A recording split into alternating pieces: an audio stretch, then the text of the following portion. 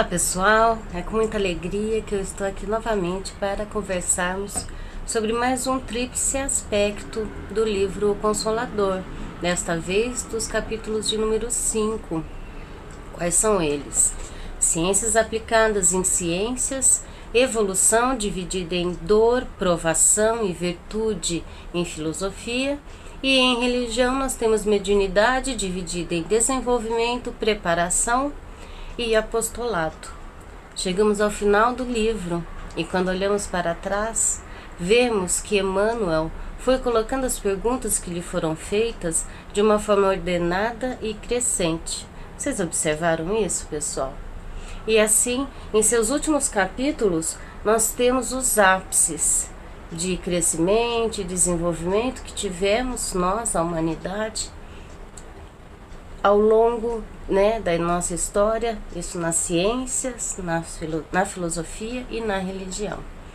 Então, a gente começou lá em ciências pela física, pelas ciências fundamentais, abstratas, e chegamos até as ciências aplicadas, que são aquelas ciências que se utilizam de outras ciências, dessas ciências mais básicas, para melhorar a vida humana na Terra, como a medicina, como a arquitetura, a engenharia, todas essas ciências mais modernas, que são de aplicação verdadeiramente, que são chamadas de aplicadas, e são mais interdisciplinares.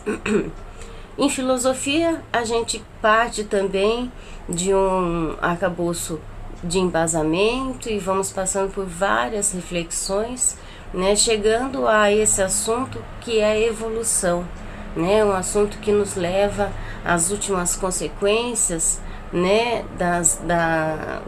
das nossas reflexões sobre a nossa existência aqui na Terra, as razões de estarmos aqui, que são as reflexões filosóficas.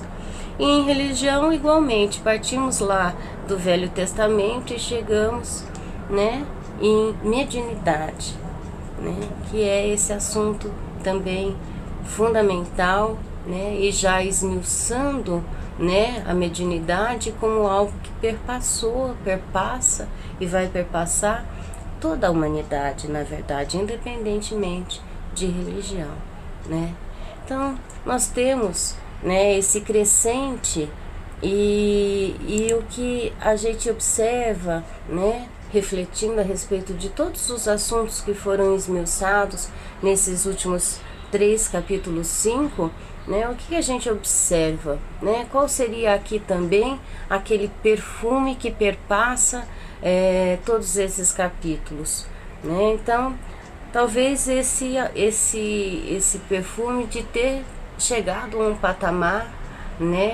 de desenvolvimento, onde nós pudemos refletir a respeito, Emmanuel aproveita essas perguntas todas, as ordena de uma forma tão inteligente, sábia, como tudo que ele fez, gente, e de maneira a nos levar a alguma reflexão também, através da forma que ele fez isso, como ele ordenou isso, Então, qual seria esse perfume que perpassa esses 3 capítulos, esse patamar mais elevado, Nós podemos olhar para os capítulos anteriores, como para a própria história, e vemos todo o caminho que foi percorrido, E nessas tríades constantes, a gente vai observando essa estrutura que se repete, também de forma meio que espiralada, de um ir e voltar, E Emmanuel nos oferece uma coisa que eu observei ao longo do livro todo, por mais duras as questões que ele coloca, ele sempre fala sobre a misericórdia de Deus, sobre a importância de estarmos nos esforçando e caminhando em direção ao Pai, como finalidade fundamental, Então, isso de fato, mesmo quando ele está falando de dor, de provação, ele vem e fala de felicidade, de alegria. Então ele fica fazendo essas transposições e mesmo nos assuntos mais difíceis, sempre colocando essa vertente de misericórdia, né? A própria medicina como algo que de fato é um bálsamo, né? Um instrumento muito importante para o alívio das nossas dores, né? Então, ele traz as coisas negativas com positividade. A gente precisa aprender com isso, né, pessoal? Muito, muito, né? Precisamos nos colocar no mundo de uma forma crítica, né? Mas sem julgamentos, né? Então, como fazer isso, né? Sempre com positividade, sempre com soluções junto com a crítica, né, pessoal? Então, nós temos também, eu observei, além dessa questão dos presentes de Deus, da misericórdia divina, né,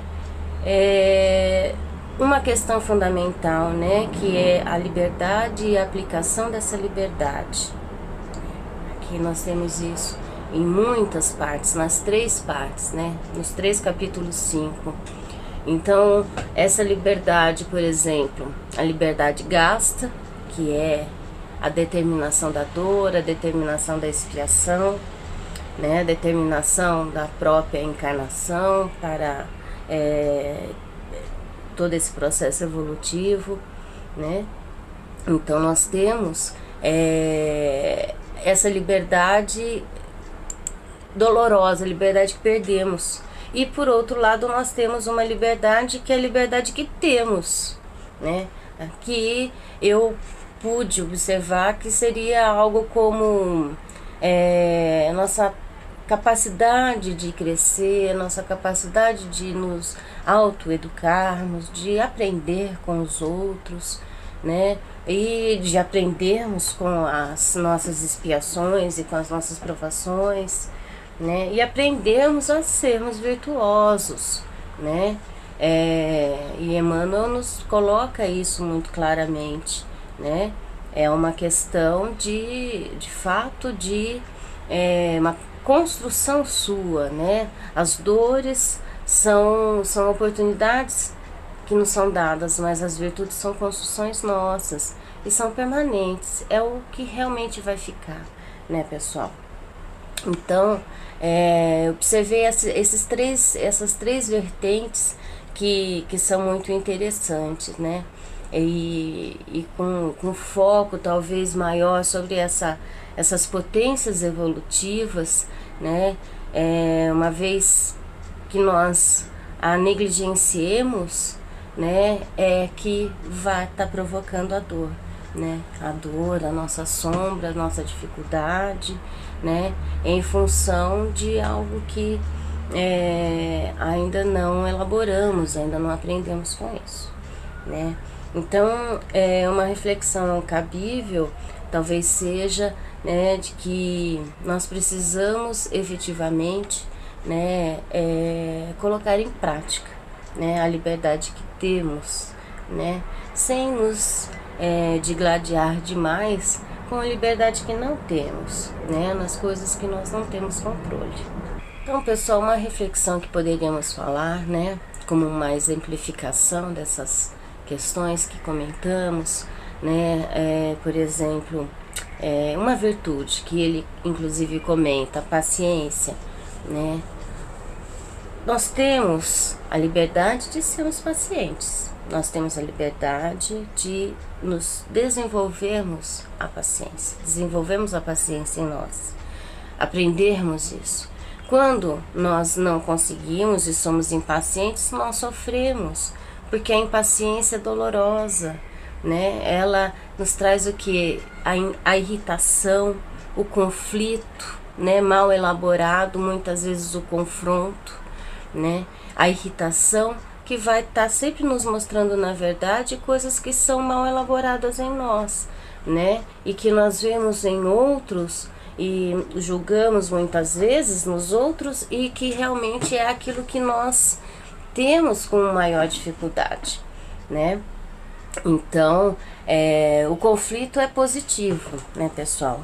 Porque o conflito é sempre um indício de mudança, de transformação, né? O conflito deve levar ao diálogo, ao entendimento, à mudança de opinião, né? E a transformação, a mudança é a unidade da evolução, né? Então, é importantíssimo o conflito, desde que bem elaborado, bem conduzido, né? Bem mediado, né? O confronto já é deletério, né, gente? O confronto é o conflito que não se resolveu e se avolumou como uma bola de neve, né? E muitas vezes chega às consequências da violência, por exemplo, né? Então, que ser evitado. Mas tudo sempre é transformação. Então nós vemos que nesses tríplice aspectos, né, nós temos um aprofundamento neste, né, do 5º capítulo, nós temos um aprofundamento das discussões que nós tivemos no tríplice aspecto dos capítulos de número 4. Vocês observaram isso, né? Então, no 4 que nós falamos sobre a iluminação, a autoiluminação, né? Esses caminhos diferenciados que nós temos, né? Aqui efetivamente nós temos a aplicação, né, disso. Como fazer esta aplicação, né? Seja nas 3 áreas, né? Seja na área científica, filosófica ou religiosa, né? Então vamos refletir, pessoal, sobre a última pergunta de número 411. E ela vai nos trazer uma série de reflexões importantes, reiterando essas ideias, para fixarmos, né? Então, nós temos o seguinte, a pergunta é: onde a luz definitiva para a vitória do apostolado mediúnico? Né? Sabendo aí, apostolado seria o que, né, pessoal? É aquele grau de discípulo, né? É aquele grau de aprendiz que evoluiu, né?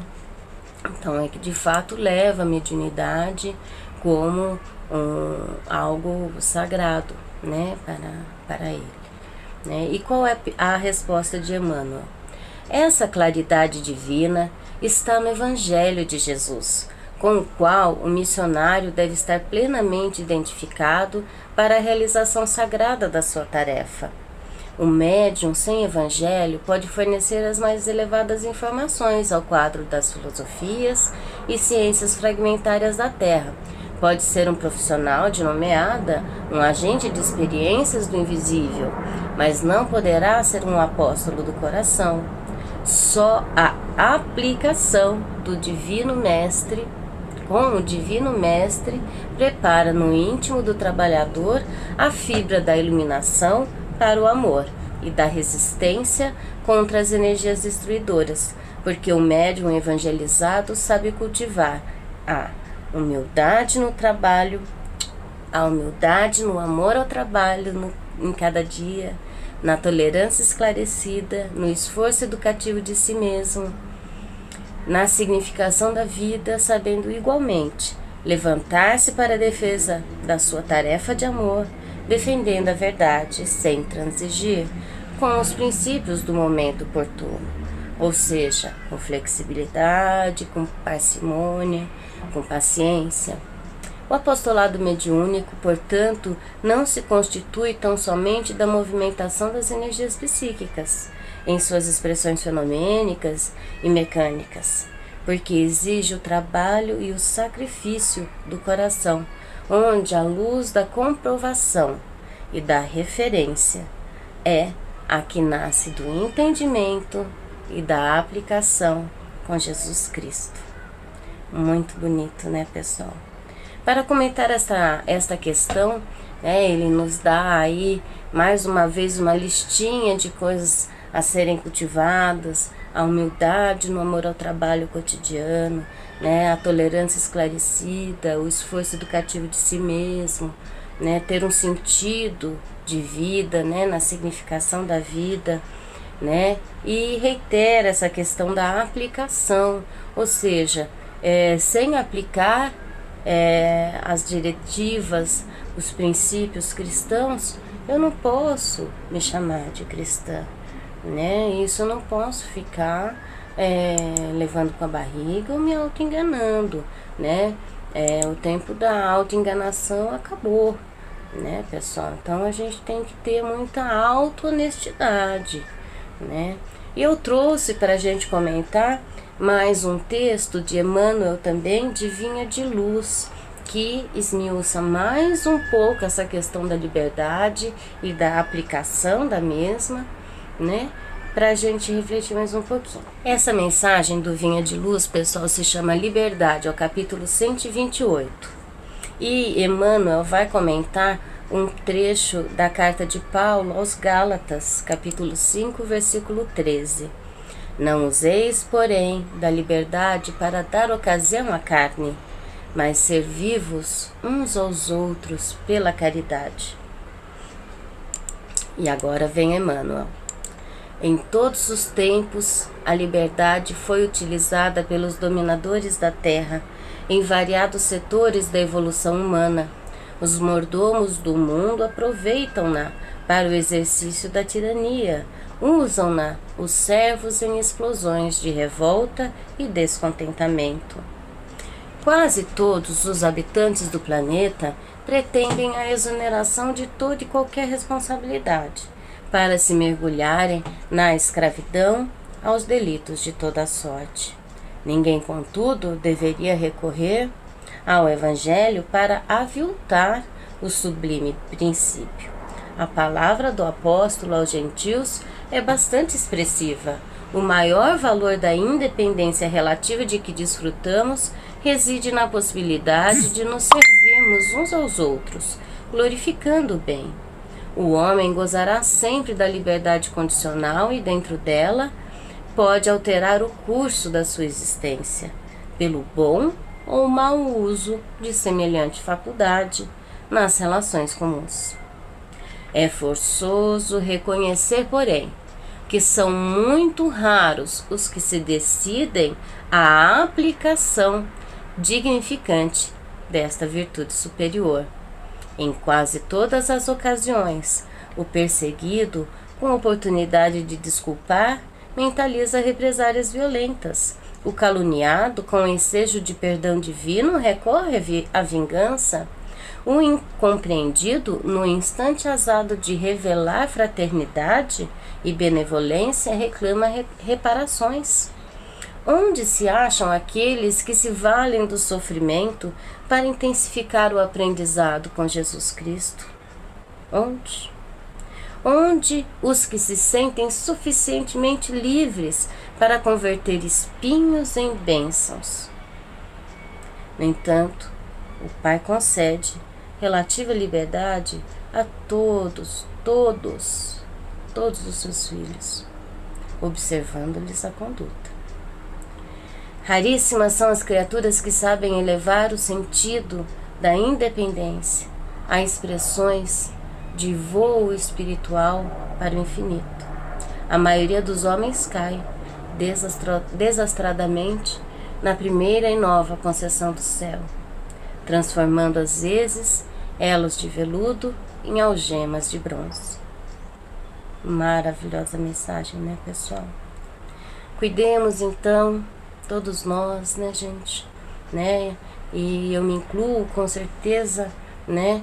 As palavras que sempre a gente diz, a gente sempre diz pra gente mesmo em primeiro lugar, né? Então, é sempre esse cuidado íntimo e social igualmente, né? Em todas as nossas relações, um cuidado para que a gente não caia, né? E que se a gente cair, a gente consiga se levantar mais acertadamente, né, pessoal? Espero que tenha sido útil essas nossas conversas, nossas leituras, e a gente vai se falando no grupo. Um beijo no coração de todos vocês. E até o segundo Vira Ser, daqui a pouquinho. Tchau, pessoal.